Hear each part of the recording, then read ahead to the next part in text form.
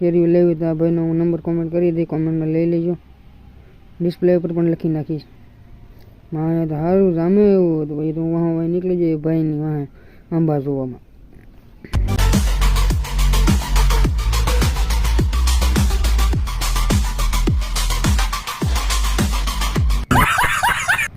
આપણે ધીમે ધીમે હાલે રેખા વાહ દેખાડતા હતા આંબા આપણને, એટલે આપણે ધીમે ધીમે હાલે રેખાની વાહ આંબા જોવાના હતા. આપણે કેટલાય 300 જેવા આંબા છે આની પાસે, એટલે આપણે ફરવામાં લાગે વાર. દેખાડતા હતા તો આપણને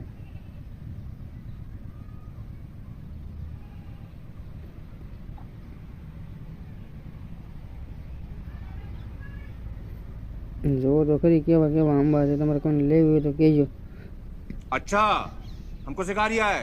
अच्छा